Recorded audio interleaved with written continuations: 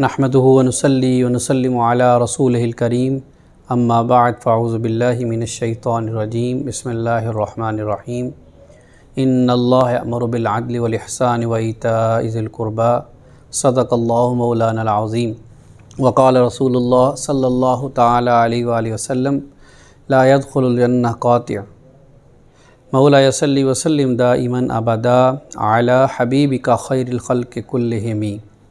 इस्लाम रवादारी और मसावात का दीन है। इस्लाम भाईचारे का दीन है। इस्लाम अमन व आश्ती का दीन है। बाहमी रहम व करम और अत्फ़ व मेहरबानी का दीन है। इस्लाम तामीर हयात का दीन है, तामीर मुआशरा का दीन है। इस्लाम फ़राइज़ की अदायगी के बाद जिन चीज़ों पर सबसे ज़्यादा ज़ोर देता है उनमें एक सिला रहमी है। जो आया मुबारका मैंने आपके सामने तिलावत करने का शर्फ़ हासिल किया है, इसके अंदर अल्लाह ताला इरशाद फरमा रहे इन्नल्लाह बेशक अल्लाह यअमुरु हुक्म देता है किसकी? नेकी की, ठीक है, इंसाफ़ करने की, और इसके साथ साथ जो कराबतदार हैं, रिश्तादार हैं, उनके साथ हुस्न सलूक की। कुरान पाक में ऐसी बेशुमार आयात हैं कि जिनके अंदर सिला रहमी का हुक्म है। एक जगह पर इरशाद है वत्तकुल्लाह अल्लज़ी तसाअलून बिही वल अरहाम, कि तकवा का जो हुसूल है, जो अल्लाह से डरते हैं वो सिला रहमी करते हैं।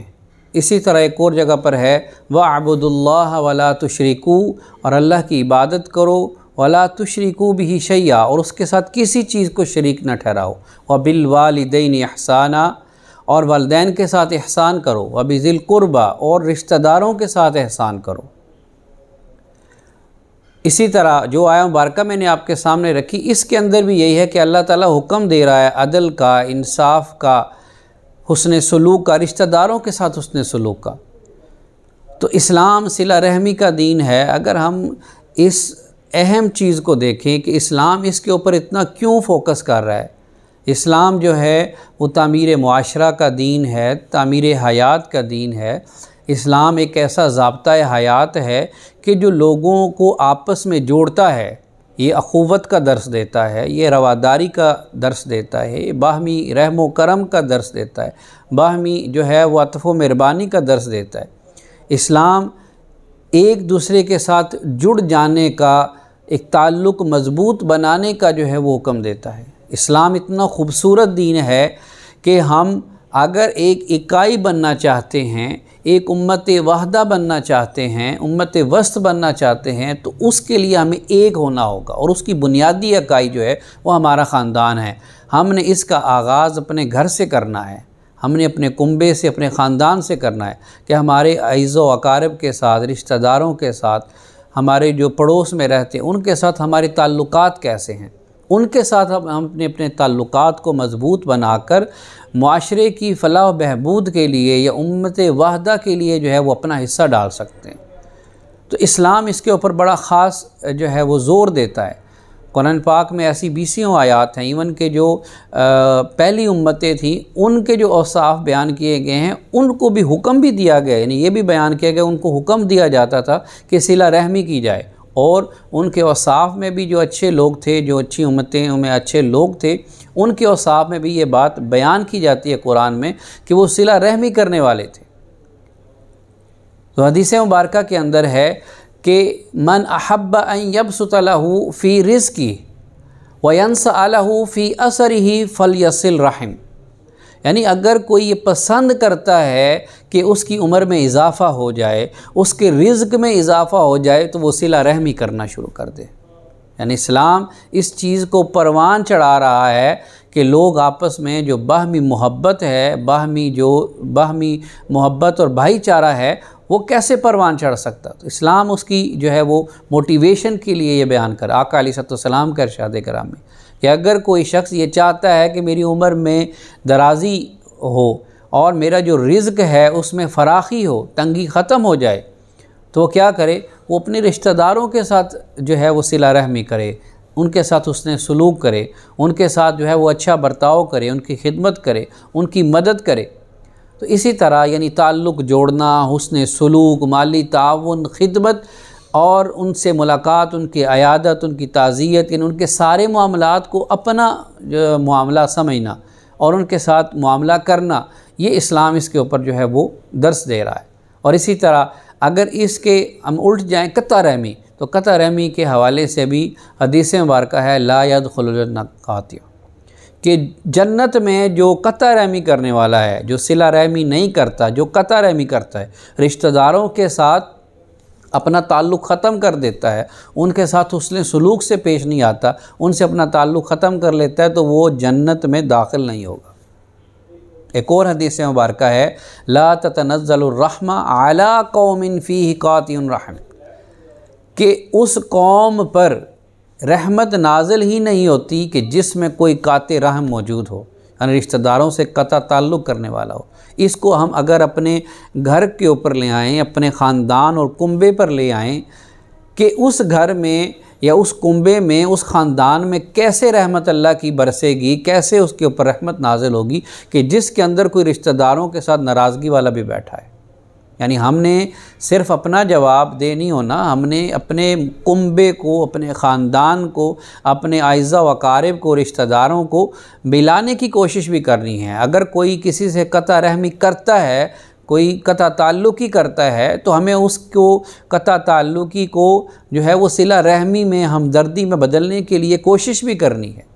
सिर्फ़ उसको अपना मसला ना जानते हुए, अपना ज़ाती मसला ना जानते हुए उसके लिए कोई किरदार ना अदा करना, ये भी गलत फ़ेल है। यानी अगर आप ये चाहते हैं कि आपके ख़ानदान के ऊपर, आपकी फ़ैमिली के ऊपर, आपके कुंबे के ऊपर अल्लाह की रहमत नाज़िल हो, तो फिर अपने अंदर से ऐसे जो लोग जो काते रहम हैं उनको ख़त्म करें, यानी उनको जो है वो कता रहमी से, कता ताल्लुक़े से सिला रहमी की तरफ लेकर आएँ। तो इस्लाम इन चीज़ों पर बड़ा ज़ोर देता है, इस्लाम इन चीज़ों के ऊपर बड़ा जो है वो फ़ोक़ियत भी है, अहमियत भी है और उसकी फ़जीलत भी बयान की है। इसी तरह आका अलैहिस्सलाम का इरशाद गिरामी है कि जो तुझे इन 3 चीज़ें फरमाई कि जो तुझे महरूम करे उसे अता कर। यानी इस्लाम देखें कैसे मोटिवेट कर रहा है कि जो तुझे महरूम करे तो उसे अता कर, बड़ा मुश्किल अमर है। फिर इसी तरह जो तुझ पर जुल्म करे तो उसे मुआफ़ कर दे। और फिर जो तीसरा इस हवाले से फरमाया कि जो तुझ से ताल्लुक़ तोड़े तो उससे ताल्लुक़ जोड़। तो इस्लाम कितना खूबसूरत दीन है कि जहाँ पे अगर कोई ऐसा मामला पैदा हो जाए, अगर आपके साथ कोई ताल्लुक़ जोड़ना चाहता है या ताल्लुक़ तोड़ना चाहता है, तो उस हवाले से कौन से उसूलों को हमने मद्देनज़र रखना है। यानी जो आपको महरूम कर रहा है किसी नेमत से, आपकी मदद नहीं कर रहा, ताउन नहीं कर रहा, आपके साथ वो उसने सलूक नहीं कर रहा, तो आका अलैहिस्सलाम ने फरमाया कि जो तुझे महरूम करे तो उसे अता कर, ताकि मुआशरे के अंदर अमन व आशती कायम रहे, यगांगत कायम रहे। ठीक है, मोहब्बत और भाईचारा और अमन रवादारी ये कायम रहे। तो कैसे कायम रहेगी? अगर दोनों फरीक ये बात सोच लें कि ये मुझसे अच्छे तरीके से नहीं मिलता, मेरा इसके साथ ताल्लुक़ जो है वो टूट चुका है, ये मुझे महरूम कर देता है, मुझे अता नहीं करता, मुझे जो है वो अपने जो जब ये देने पे आता है या जो माली मदद करता है या किसी किस्म का ताउन है ये मेरे साथ नहीं करता, तो आका अलैहिस्सलाम क्या फरमा रहे हैं? तो उसके साथ यानी ताउन कर, यानी जो तुझे महरूम करे तो उसे अता कर, और फिर अगर कोई तेरे साथ जुल्म करता है तो उसे मुआफ़ कर दे। अगर दोनों फरीक अपनी जगह पे अड़ जाएं तो फिर तो कभी भी जो है ये मुआशरा पनप ही नहीं सकेगा। मुआशरे के अंदर ये अमन, भाईचारा, ये चीज़ें तो पैदा ही नहीं हो सकें, हुस्न सलूक पैदा ही नहीं हो सकेगा। तो एक फ़रीक जो है वो अपने आप को जो है वो झुका ले, वो उसे माफ़ कर दे।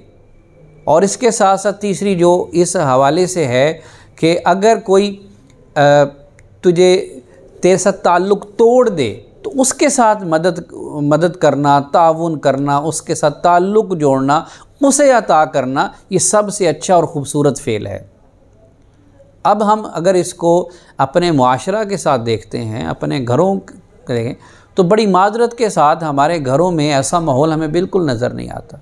हम इस्लाम से दूर हो चुके हैं। इज्तिमाई सतह पर तो उम्मत मुसलमा ज़वाल का शिकार है ही कि उम्मत मुसलमा एक प्लेटफार्म पे नहीं है, एक पेज पर नहीं है।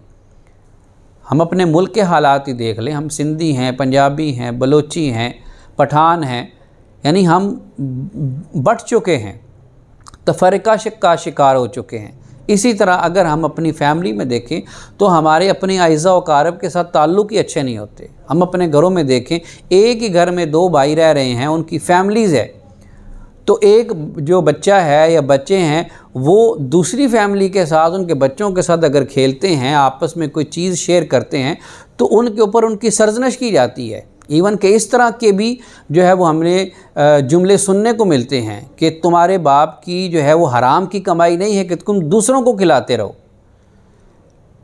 तो इस तरह के जुमले हमें मिलते हैं। एक ही घर में बच्चे रह रहे हैं, अगर एक बच्चा अपनी कोई चीज़, खाने की चीज़, खेलने की चीज़, कोई और चीज़ दूसरे बच्चे के साथ, चाचा के बेटे के साथ, ताया के बेटे के साथ, पुप्पी या किसी भी अपने कज़न के साथ वो उसके साथ शेयर कर लेता है, तो अक्सर उसकी वालदा के साथ उसे जो है वो बेनुक्त सुननी पड़ती हैं।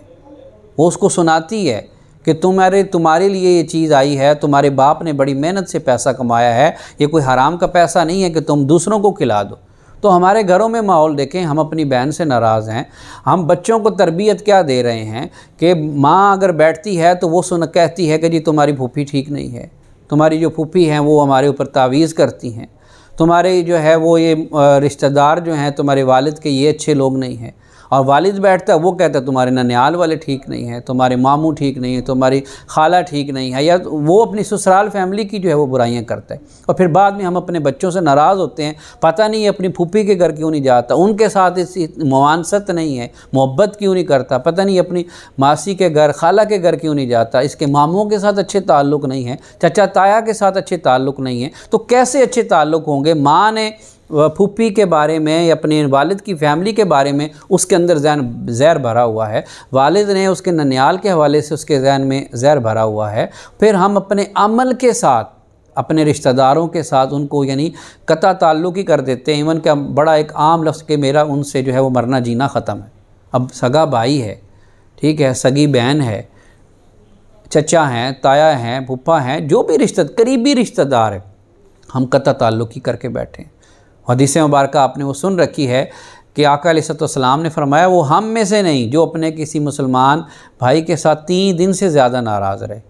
ठीक है, तो यहाँ पर यानी अगर कोई ऐसा मामला पैदा हो जाता है, कोई गिला शिकवा हो जाता है, कोई ज़्यादती हो जाती है, कोई जुल्म अगर कोई कर बैठता है, तो दूसरा फरीक जो है वो खुले दिल के साथ उसको मुआफ़ कर दे। अगर कोई ताल्लुक़ तोड़ता है तो उसके साथ ताल्लुक़ जोड़े, अगर उसकी मदद करे, उसके साथ उसने सलूक का इजहार करे। जब हम अपने ख़ानदानी सतह पर, कुंबे की सतह पर, फैमिली की सतह पर इन चीज़ों को डील नहीं कर सकेंगे तो फिर हम एक बेहतर मुआशरा कैसे तरतीब दे सकते हैं? हम तामीर हयात कैसे कर सकते हैं? तामीर शख्सियत कैसे कर सकते हैं? जो है वो तामीर मुआशरा में हमारा किरदार कैसा होगा? तो इन चीज़ों के ऊपर गौर करने की ज़रूरत है। आका अलैहिस्सलाम ने इस चीज़ के ऊपर बड़ा ख़ास यानी फ़राइज़ के बाद सबसे जो अहसन इबादत है वो सिला रहमी है।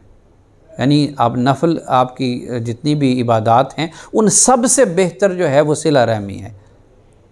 तो हमें इस चीज़ की तरफ लौटना है, हमें अपने आमाल के ऊपर जो है वो गौर व फ़िक्र करना है। हमारे दूसरों के साथ ताल्लुकात कैसे हैं, हमारा पड़ोस के साथ ताल्लुक़ कैसा है, हमारे दूसरे जो रिश्तेदार हैं उनके साथ ताल्लुक़ कैसा है। सदका के हवाले से है कि अगर आप किसी गरीब, किसी मिस्कीन को सदका देते हैं, उसकी मदद करते हैं, खैरात उसको देते हैं, तो उसका एक अजर है। लेकिन अगर आप किसी अपने रिश्तेदार, किसी जो अजीज़ व अकारिब हैं उनकी मदद करते हैं, एक तो सिला रहमी का आपको सवाब मिलेगा और दूसरा सदका व खैरात का मिलेगा। तो हमें इस जो है वो पैटर्न को, इस जो है वो चीज़ को हमने आगे बढ़ाना है। हमने अपनी आने वाली नस्लों को और जो मौजूदा नस्लें हैं, ठीक है, इन तक ये पैगाम पहुंचाना है अपने अमल के साथ कि हम सिला रहमी करने वाले हों। हमारा जो घर है वो अमन का गहवारा हो और हमारा जो ख़ानदान है वो अमन का गहवारा हो, वो लोगों के लिए एक मिसाल हो। तो हम इसकी जो है वो इब्तिदा अपनी ज़ात से कर सकते हैं। तो हमें सबसे पहले उम्मत को ठीक करना, मोहल्ले को ठीक करना, मुल्क को ठीक करना, उन चीज़ों से निकल कर सबसे पहले हम अपने घर को ठीक कर लें। अगर हमारा घर ठीक हो जाता है तो हम इस मुआशरे की बेहतरी के लिए जो एक बुनियादी किरदार है, जो बुनियादी इकाई की हैसियत आपका घर रखता है, उसमें हमारा किरदार अदा होगा और इंशाअल्लाह ये एक बेहतर मुआशरे की जो है एक कड़ी साबित होगा। तो अल्लाह ताला से दुआ है कि हमें सिला रहमी की तौफ़ीक़ अता फ़रमाए, क़ता रहमी से बचाए। व आख़िरु दावाना अनिल हम्दुलिल्लाहि रब्बिल आलमीन।